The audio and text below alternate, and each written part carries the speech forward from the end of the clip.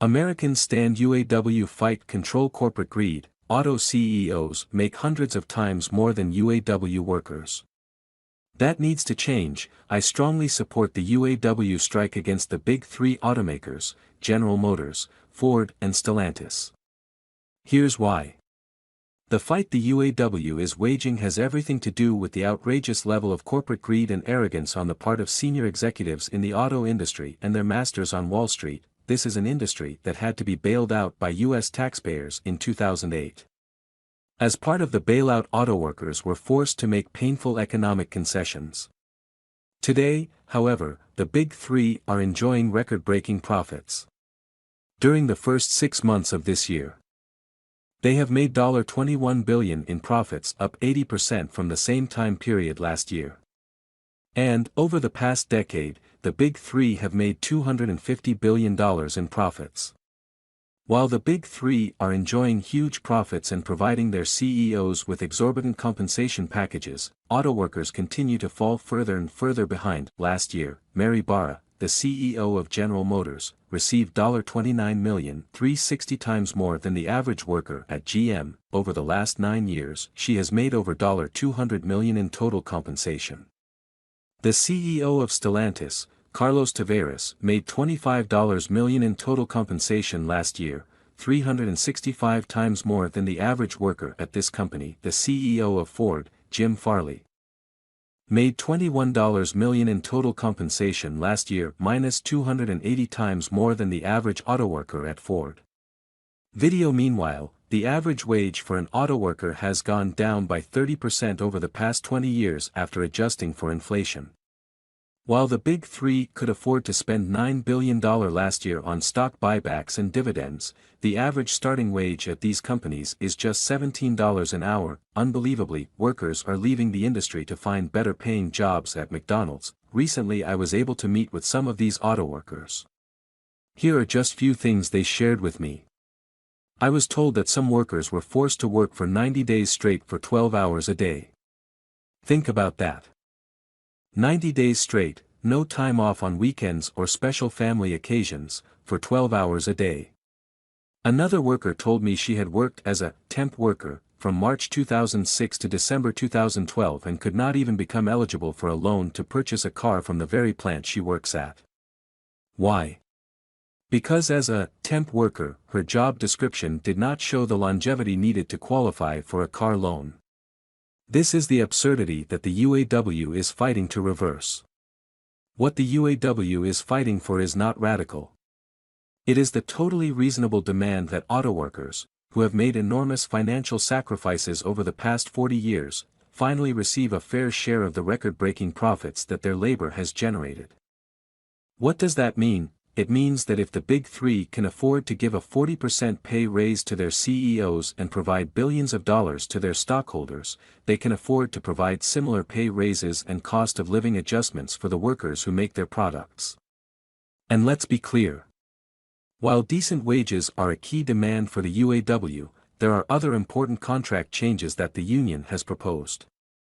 The union, quite appropriately, wants to get rid of the two-tier system under which newer workers earn lower wages and receive less generous benefits than others doing the same exact work. They also want to end the use of temporary workers, who are ruthlessly exploited and treated like second-class citizens after working for these companies year after year after year. At a time when half of older Americans have no retirement savings and no idea how they will ever be able to retire with any shred of dignity, the UAW is demanding the restoration of pensions and retiree health benefits that were taken away from new hires during the Wall Street crash of 2008. The UAW wants to make sure that auto workers have the right to strike when the big three announces that they will be shutting down another plant. Over the past 20 years, the big three have shut down 65 factories and shipped tens of thousands of jobs to Mexico and other low-wage countries where they can pay workers starvation wages with no benefits in a destructive race to the bottom. The union also wants to make sure that as the industry proposes to build 10 new electric vehicle battery plants, that the workers in these plants become part of the UAW and receive the same wages and benefits as union members.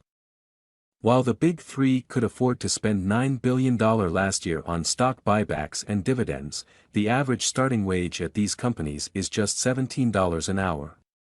Unbelievably, workers are leaving the industry to find better-paying jobs at McDonald's. As we transition away from fossil fuels and move toward electric vehicles in the fight to combat climate change, the UAW wants to make sure that the green jobs of the future are good-paying, union jobs. Now, I understand that many pundits in the corporate media have been telling the American people how bad a strike will be for the economy and how many billions of dollars the auto industry may lose as a result. Let me offer a different perspective. In my view, when you have auto workers who cannot afford to buy the cars they make on the assembly line, that is bad for the economy.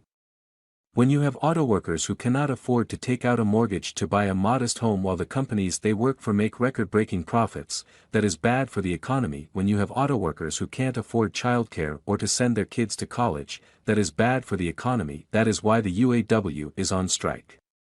Let's be clear. What's going on in the auto industry is not unique. It's pretty much what's been happening all over the American economy.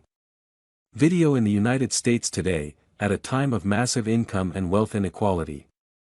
Weekly wages for the average American worker are actually $50 a week lower than they were 50 years ago after adjusting for inflation. In other words, despite a massive increase in worker productivity in the automobile industry and every other sector of our economy, despite CEOs now making 400 times more than what their employees earn, despite record-breaking corporate profits, despite corporate America spending hundreds of billions on stock buybacks and dividends, the average American worker is worse off today than he or she was 50 years ago.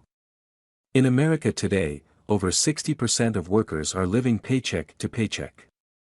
They are living under incredible stress as they worry about how they are going to pay for rent, healthcare, childcare, and other basic necessities. Families in the automobile industry and every other industry in America should not have to live with that kind of stress.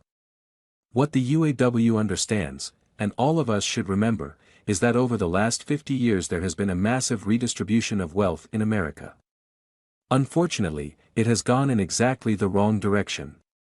Since 1975, over $50 trillion in wealth has been redistributed from the bottom 90% to the top 1%. Primarily because a growing percentage of corporate profits have been flowing into the stock portfolios of the wealthy FEW. At a time when half of older Americans have no retirement savings and no idea how they will ever be able to retire with any shred of dignity. The UAW is demanding the restoration of pensions and retiree health benefits that were taken away from new hires during the Wall Street crash of 2008. In 1937, the UAW played a historic role in American history. The auto workers of that time had the extraordinary courage to take on the greed and power of the auto industry and form their union. Their successful sit-down strike in Flint, Michigan, ignited a grassroots movement across the country that helped create an American middle class which became the envy of the world. Now in the year 2023, 86 years later, the UAW, once again, is helping to lead the effort to rebuild and grow a middle class that has been beaten down by their corporate bosses for far too long. Their fight against corporate greed is the fight to improve the lives of every worker in America. As the chairman of the Health, Education, Labor and Pensions Committee, I am very proud to stand in solidarity with the UAW, and I will do everything that I can do to make sure they receive a fair contract.